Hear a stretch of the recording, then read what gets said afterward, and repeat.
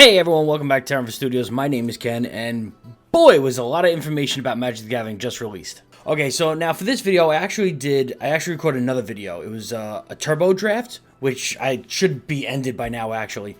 But basically, I wanted to give it a try. I did horrible, didn't know how to play the draft, so I just did atrocious. So what I figured was, I would take the video from that, and I would voice over all the information that was just released from this evening, I guess, or this afternoon's Magic the Gathering Twitch. So a lot of things just came out about the new set, the Zendikar Rising. Now I'm extremely excited about this, and you're going to hear me say that a lot, so I apologize in advance. But Zendikar Rising is going to be the new set, and when the Twitch stream opened up after all the trivia, it was a video, and I'll put a link in the description for the trailer for Zendikar Rising, but of Nahiri. Now, if anyone hasn't kept up to date with the Magic lore, I'm actually going through it myself right now. There is a ebook. I mean, you can get it as an ebook, but it's actually, I think it's on their website, not as an ebook, but you have to really search in Google to find someone who actually has it on there as an ebook to download. But it's Prologue to Battle of Zendikar, and basically, Zendikar is a plane where they trap the Eldrazi on Zendikar. And a whole bunch of stuff happens. I don't want to ruin it for anyone who's going to watch, but Nahiri is like the main character in that. And I've been currently reading that ebook now, and seeing her on the screen, it was just so good. It was so good. The trailer for Zendikar Rising is amazing. I definitely recommend everybody watch it. I'm going to put a link in the description for that. There's going to be a lot of links in the description because there's a lot to go over. Now, I should stop here and point out that I'm not going to say all the information that came out. I'm really trying to focus on just the stuff that I'm interested in, which would be Magic the Gathering Arena. All the physical card stuff, I don't have means to play, so I'm really going to focus on Magic the Gathering Arena. That being said, I will bring up a couple of things that I thought might be noteworthy for people who do play the physical card game. So right after the video, we are introduced to the two planeswalkers. I mean, there's obviously going to be more planeswalkers, but they showed us two planeswalkers that's going to be in the set. And the first one is Nahiri, Heir of the Ancients. Oh, God, I can't wait to get this card. So Nahiri, Heir of the Ancients, is a legendary planeswalker, and now it looks like from her card spec, she's going to be doing a lot of equipments. So you're going to create a white warrior, and attach an equipment to it. You're going to look through your deck for equipments, and you're going to do double the damage of as many equipments you have. So this card is going to be great for equipment decks. On the right side, you're going to see it's the same exact card, only this is going to be the borderless. So I'm going to do that throughout the video. The left side will be the regular, the right side will be the borderless card. The next planeswalker we have here is Jace, and who doesn't love Jace? He's so good. So this is Jace Mirror Mage, and he is a legendary planeswalker, and it makes sense that they're bringing back another Jace, but that we'll get to later on. So he is Kicker 2. When Jace Mirror Mage enters the battlefield, if Jace was kicked, create a token that's a copy of Jace Mirror Mage, except it's not legendary, and its starting loyalty is 1. Now, if you notice, Kicker is here. We're going to talk a little bit more about that later on, but just keep in mind this is a brand new card, and Kicker's here.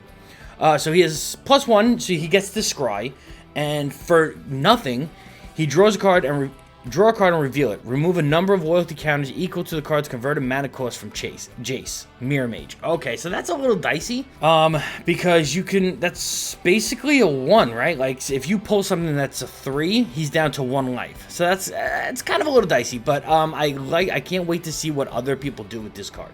I'm excited about a lot of things, but there are, I think, 4 main things that I'm super excited about. And I'm excited because my favorite planeswalker is coming back to Magic the Gathering's new set. And I couldn't be happier enough. It's Nissa. Nissa is finally back. They didn't have any card for her, so I'm assuming it's not ready yet. But on the left, we see the normal card, and the right, they specifically said, will be used for the borderless card. So I cannot wait. She is my favorite planeswalker, and I cannot wait to see what she does in the new set. Okay, so I want to apologize if this is going a little fast. I've never done a video like this before, so I'm trying to keep a steady thing here, but I'm assuming this is going to be a shorter video. Okay, so for the first segment was things are returning back to Magic in this set. And the first one that we already saw in Jace was Kicker. So Kicker is back, and basically what Kicker is you play a card for its original mana cost. But you have the option to kick it, which is going to pay more mana, but it does something else. So, for instance, they showed us Blood Chief's Thirst. This is a sorcery, and it costs 1 mana. Destroy target creature or planeswalker with converted mana cost 2 or less. If this spell was kicked, which the kicker price is 3, instead destroy target creature or planeswalker. So this is great, especially how they explained it. This is great early game. You play it for 1, and you can destroy anything that's less than 2. But if you pull this card late game, now you can kick it, play it for 3, and destroy anything. It doesn't have to be less than 2. Kicker is a great asset to this set, and I can't wait to play some more. The second returning feature to Magic the Gathering is Landfall. This is one I was not familiar with, so forgive me if I'm saying this wrong. But from what I can tell from Landfall, well, let's look at the card. This is a Lotus Cobra. It's a creature snake. It has Landfall. When a land enters the battlefield under your control, add 1 mana of any color. So from what I can tell with Landfall, it seems that anything that has a Landfall on it, something else happens when you play a land. So the trigger for these cards is playing a land. This seems actually kind of scary, in a fun way, of course, because green is all about having land. They have creatures that pull land. I don't know if that takes an effect at Landfall, but I'm really excited to see how this plays out. And I should note that the right side of the screen, you're going to be seeing a different Lotus Cobra. I believe this isn't really a borderless card. It's some kind of special art they're doing. I think it's strictly for the landfalls. So after all that was said and done, they bring up the new mechanics. So I believe there's 2 new mechanics coming into Zendikar's Rising set. And the first new mechanic I'm so excited about is Party. So what is Party? Party is essentially having a party. You need a warrior, a wizard, a rogue, and a cleric in your party. So now I'm thinking this means on the board. I don't think in-hand counts. I think you have to have them on the board. But what exactly does this do? So let's take a look at some examples they give us. And I apologize, I'm just noticing now if you could hear my clicking, but it's just fine. Okay, so now we have 4 examples to go over. Let's take a look at them real quick. So starting from left to right, we have Shepherd of Heroes. Creature, Angelic Cleric. Flying. When Shepherd of Heroes enters the battlefield, you gain 2 life for each creature in your party. So again, I believe this means out on the field, but if you have a wizard, if you have a cleric, well, you're playing the cleric. So if you have a rogue, a warrior, and a wizard out, instead of gaining just 2 life, you'll gain what? 2, 4, 6, 8 life. That's amazing. Now, I also don't know if this stacks. So if you have 2 wizards, 2 warriors, 2 rogues, and a cleric, and you play another cleric, do you get 16 health? That I'm not too sure. But this is essentially what party is. So if you have cleric, rogue, warrior, and wizard, the more of those party members you have on the board, when you play another card, that's its trigger. So it's going to do something else. So now we'll go to Acquisitions Expert. When Acquisition Expert enters the battlefield, target opponent reveals a number of cards from their hand equal to the number of creatures in your party. You choose one of those cards, the player discards that card. So essentially, you could have the player, if you have a full party, you could have the player show you 4 cards and you get to choose 1 to destroy. It's so fun. It's like, the main thing I got from this presentation is the flavor. All the flavor text that I missed from the cards in Arena, I feel like they're doing tenfold with this new mechanic. So next we have Taziri, Beacon of Unity. This spell costs 1 less to cast for each creature in your party. So now it's a 5, but if you have every party member, it's now a 1. Look at the top 6. So it's a 4/6. Now you can also look at the top 6 cards of your library. You may reveal up to 2 cleric, rogue, wizard, or warrior, and or ally cards from among them and put them into your hand. Put the rest on the bottom of your library in a random order. So I feel like this is going to be a good card for milling all your guys out for a party function. So keep getting the party triggered. And finally, we have Spoils of Adventure. So now this is the only spell they showed, but they were doing this to show that spells also work. So this is an instant, and this spell costs 1 less to cast for each creature in your party. So again, it goes from a 6 to a 2? And then you gain 3 life and draw 3 cards for a 2. It's amazing. So the next thing they showed right after that was a new type of land card. So they're called Modal DFCs, and I can't remember for the life of me what DFC stood for. Defense something, I don't remember. Modal DFCs. But let's look at a couple of examples. So again, on the left side is going to be the front, and on the right is going to be the back. So this is Valkut Awakening. It's an instant. Put any number of cards from your hand on the bottom of your library. Then draw that many cards plus 1.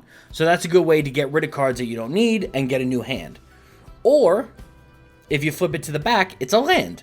Valkut Stoneforge enters the battlefield tapped. Add 1 red mana. So these are the flip cards. I remember when the flip cards first came out, a lot of people didn't like them because simply when you're playing physical cards, you like to put them in sleeves so they don't get ruined. And when you're flipping, you have to sit there and take it out of the sleeve, flip it, and put it back in. I never personally had a problem with that. I use sleeves on and off, but I never played with like a big group of people. It was always me and one other person, so they didn't mind. They were doing the same thing. Especially now in Arena, I can't wait for these because these seem like you get to decide which way you want to go, and these seem so much fun. On the opposite end of these type of cards, we have a new type of card. Now, these, I don't know if these are only going to be physical or if they're going to be in Arena as well. I don't really understand the point of these cards. I guess they're better than having a land. Well, I guess they don't come, I'm thinking about it now, they don't come in tapped, right? So, okay, so I'm starting to see the benefits of these cards. On the left side is one side of the card, and on the right side is the other. So, on the left side you get a plains, on the right side you get a swamp. But I don't think you can switch it back and forth per turn. So if you play it as a plains out of your hand, it stays a plains. Vice versa, if you play it as a swamp, it stays a swamp. Originally, I was thinking this is kind of like a dual land, and you could tap and get either or. So I don't really see... No, see, I'm back to not seeing the point of these cards. I mean, dual lands are better, because you play it, and yes, it comes out tapped. But for the rest of the match, you have 2 different types of lands whenever you need it. This, as far as I know, you only have 1. That's my biggest gripe with this new card. I love the full art style, and I do love how you have this little guy here walking in this nice plains area, and then it looks like a same type of scenery, I should say, is the guy walking in the swamp area. That's cool. I like the cards themselves, but the mechanic, I just don't see the point of it. Why have it?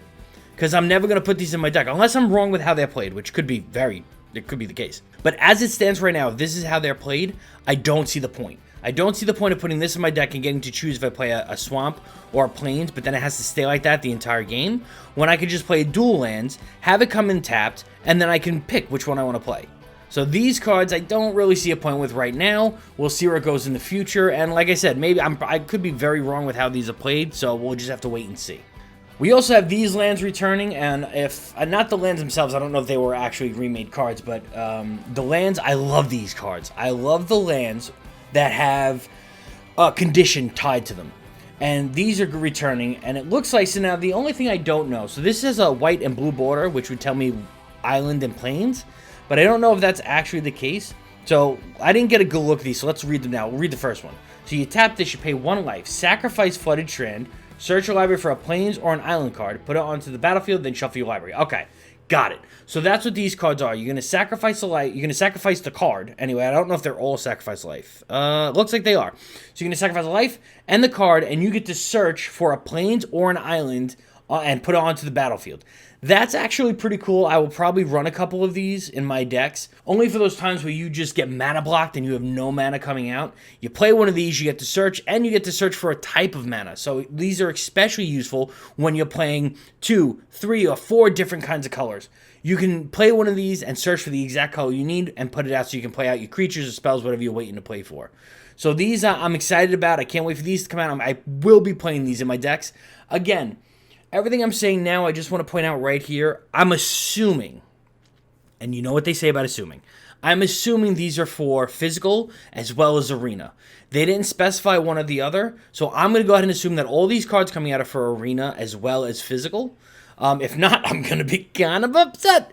But no, I'm pretty sure these are all going to be for both. Now we get to the last of the presentation, and they announce that they have the whole year of 2021 set to release, each quarter. They're going to tell us what's coming out. So the first thing that we see that's coming out is Keldham. Now, Keldheim. So this is going to be a Viking-themed deck, it seemed like. A lot of Viking play. I don't know what that means in terms of Planeswalkers, if we're going to see a new Planeswalker, or if Magic actually already has a Viking-themed Planeswalker. I haven't seen it yet, but I'm looking forward to that. I, like probably most people, love the Viking lore, so I can't wait to see that introduced into Magic. So now that's going to be the first one. And the first one sounds cool, don't get me wrong. I like Keldham. I think I'm going to like Keldham. I think the Vikings are going to be awesome. But this next one made me jump a little bit. So this next one is Strixhaven, School of Mages. Now, again, if you're up with the lore, you'll probably know where this is. If I'm correct, I'm pretty sure. If you're not, I'm going to tell you to go read. It's either on their website, on Magic's website, Wizards of the Coast, or Magic the Gathering. You should be able to find the origin stories. And go read Chase's origin story, because I'm pretty sure it's this one. Strixhaven is brought up. And Strixhaven is basically a plane. I think it's a whole plane. I could be wrong on that. But it's basically 5 colleges who are in constant battle for generations and generations. We're talking about day-to-day battle over what to do with Magic. They all have differences of opinions, and they all attack each other to try and grab this. I forget if it's an orb or something that will control all of Magic for their plane. And it's a constant battle to get a hold of whatever the orb is to do what they think is best with Magic. It's touched upon in Chase's origin story, but it was something that resonated to me while I read it. And now seeing that we're gonna get a deeper look into it with the cards, I cannot wait for Strixhaven to come. So now this is also why Chase made so much sense, because you're gonna release a new Chase card because Strixhaven's gonna be here. Now I don't know if they're gonna really re-release another Jace card. Because, I mean, it's Strixhaven. It's School of Mages. It has to be. They have to have another Jace. And considering this Jace that they showed us was, I mean, it wasn't bad, but it wasn't like, you always have the smaller Planeswalker, and then you have, like, their bigger brother, like the Diesel Planeswalker. This was definitely the smaller brother of Jaces that I've seen. I know we have better Jaces out now, so I'm wondering if when Strixhaven comes out, they're going to produce another Jace, the bigger brother of the one in Zendikar. Now, this one is the other moment where I got really excited. So this is the 3rd quarter set that is going to be releasing. And I can't fathom how this is going to work. I can't wait. This needs, I know you're like, all right, just tell us what it is. But this needs presentation, because this is amazing. For the first time ever. And I want to stop there, because we've seen it with Godzilla. We've seen it with a couple other things. They're introducing they have been introducing other genres and stuff into Magic. But finally, this one just makes perfect sense. Like, when I first saw the Godzilla card, I was like, why is Godzilla in Magic? And whether it's a good card or not, I have no idea. I don't have it. I've never played it. But this makes perfect sense to me. So for quarter 3, the new set they're releasing is Dungeons & Dragons Adventures into the Forgotten Realms. I cannot explain how excited I am about this. And let me explain first, I've never played Dungeons & Dragons. I have never played Dungeons & Dragons, but I played so many of their, I guess I'll call them spin-offs. I played so much of their other spin-offs and learned about their lore from different mediums that I cannot wait to see what the cards from Dungeons & Dragons are going to look like in Magic. Like, this is going to be amazing. And this was one of the things this was almost my most exciting part of the whole presentation, but that is still to come. So the final set to come out in 2021 in quarter 4 is going to be, we're going back to Innistrad.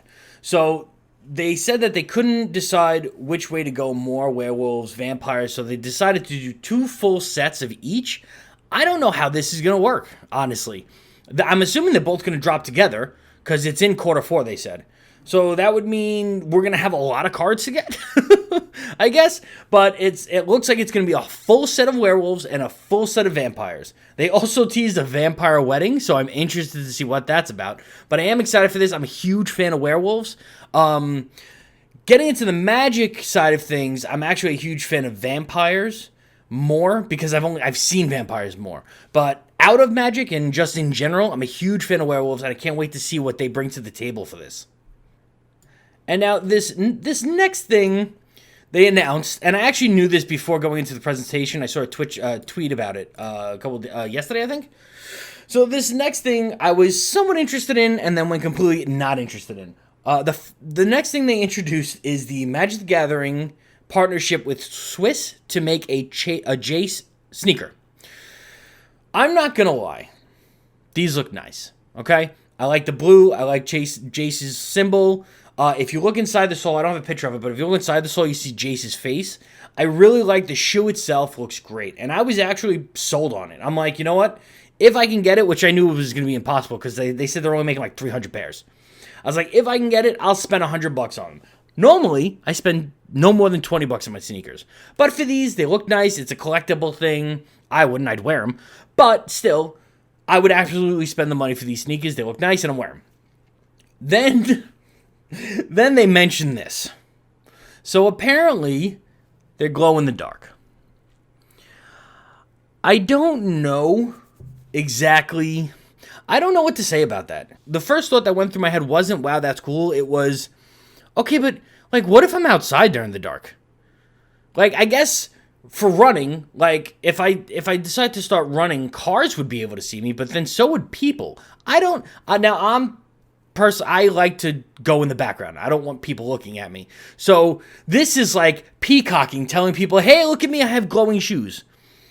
The second I saw this, I was like, no, I'm not getting them. Maybe I could see how other people like it. Me personally, I like to, like I said, I like to disappear in the background, so this is not for me. But, I mean, it doesn't really matter at this point because with the Twitch stream, the chat was on the side. And the second he said it, literally, he said the shoes, I saw someone in Twitch chat go, sold out already. And I'm not saying like he said it and then a couple minutes went by. I'm saying like as the words were leaving his mouth, they were sold out. So it doesn't matter anyway because anyone watching this video will not have a chance to get them unless you're going on eBay, and God knows what they're going to go through on eBay. So finally, we're at the end of the event. And now they had, throughout this event, they had this whole little monologue thing. It was cute. It was fun. I liked it. It was two people going through an adventuring. And I hate to say two people because I've seen them before on YouTube doing magic stuff. I just can't think of names. I apologize. But they're going through this adventure and they come to the end. And then who would come out but Daynine? Now, if you don't know who Daynine is, he's huge in the magic community. He Twitch streams a lot. I think he has a YouTube channel, but as far as I remember, it was really just for his old Twitch stuff. I'm going to put a link in the description for that as well. If you like magic, you like watching people play magic, definitely go check out Daynine if you're not already. But Daynine comes out, and this was the best moment of my life. Not just because Daynine came out. Sorry, Daynine. I enjoy you very much, but that wouldn't get to me. The fact that he introduced Magic the Gathering Arena mobile. This is something that I never understood why it wasn't out already. I mean, every other card game has done it. The new one that we're playing, Legends of Terra, Runeterra, already have a mobile game that I'm playing on my phone. Why can I never think of the Blizzard one? Hearthstone. Oh my god. Hearthstone had a mobile game. So why didn't Magic? And what I came down to is two things. The first thing is the mana. Both those games don't consist of mana. So the mana that you have on your board, it's a lot of mana, which means you can play a lot of creatures. So your board, like I've seen matches where the board extends sporadic. Now, and you have to look at, on a small phone, the bigger the board spreads, the harder everything is to see. So I was always assuming that was the main reason why they couldn't get it perfect. To bring it over to mobile. And then the second reason, not as flashy, I guess, would be connection. You know, you're playing with people on the phone. Maybe they didn't have the good connection, data servers and stuff like that to allow people on the computer to play with someone on the phone. And then it might bring down the experience for PC players. I was thinking maybe that was another reason why they did it. But finally, after all this time, we're going to have Magic the Gathering Arena on our phones. Public transportation, I sit there, I can play. This is going to be for those times where everyone else in my family's doing their own thing, and I'm sitting around like, whoa, what do you guys want me to do? Nothing? Okay, bring up some Magic. And this got me so excited. So that brought us to the end of the presentation, and I can't wait for this new year in Magic the Gathering, and I'm so glad. Let's put it this way. If you watch my other videos, you'll probably know by now, I normally don't do Mastery. And I plan to do Mastery this next set, but I said I was going to wait until I made it all the way to the end of Mastery, because, you know, I have a tendency to fall off of Magic, then I waste the gems. I am so confident about this new series after this presentation. The moment this season switches, and we go to the new season, I'm doing Mastery. And now, I know Mastery doesn't last everything, but I'm going to do Mastery to get more cards, to be better prepared for the next sets that come out, and continue to do Mastery. Because that's how excited I am about the new sets that are coming out, about Zendikar Rising in general. And there's one thing I don't think I mentioned, actually. Yeah, there is one thing that I didn't even mention. So if you are big into Magic the Gathering lore, and you like me, you like looking at the books and stuff, there is something coming out. I don't know when. They didn't give a date. I don't know if it's out now or it'll be out when the set... I'm assuming when the set releases. But they're releasing web fiction for the backstory of Zendikar Rising. So if you're interested in the lore, they have that as well. I hope you enjoyed this recollection of the Twitch event that just happened. It's my first time doing it, so I don't know how it's going to come out. But I was really excited about all the things that came out. I did really bad in the video as you're watching. I did atrocious. Actually, real quick, before I end this video, the video you're watching, so the main premise behind this video is that it's a quick draft. So you draft your cards out of 3 packs from Ikoria, but there's a twist. You get to spend it says all your spells cost 5 less. Okay? So what did I do? I spent the first draft picking all spells. Spent 5,000 coins. Spent my whole time picking mostly spells. My first match, dude drops a 6 mana, 7/7 beast. 7/7 beast for 6 mana, paying 1 mana. I didn't realize, and this goes to warn all you if you play... Oh, well, you already played, so it's over. Never mind. Spells count as creatures as well, which I knew that. Creatures are considered spells. That I knew, but sometimes, like when a card says spells, it doesn't mean creatures. So it was a little confusing. But, so I got obliterated. I had to cancel. I ended up resigning because I knew I wasn't getting anything. And then I put another 5,000 coins and just got destroyed anyway. So I figured, might as well erase all that and give you the cliff notes of the presentation. So I hope everyone enjoyed this video. If you did, leave a comment in the comment section below. If you didn't, leave a comment in the comment section anyway. Let me know what you like. Let me know what you didn't like. And as always, stay happy, stay healthy, stay pixel perfect.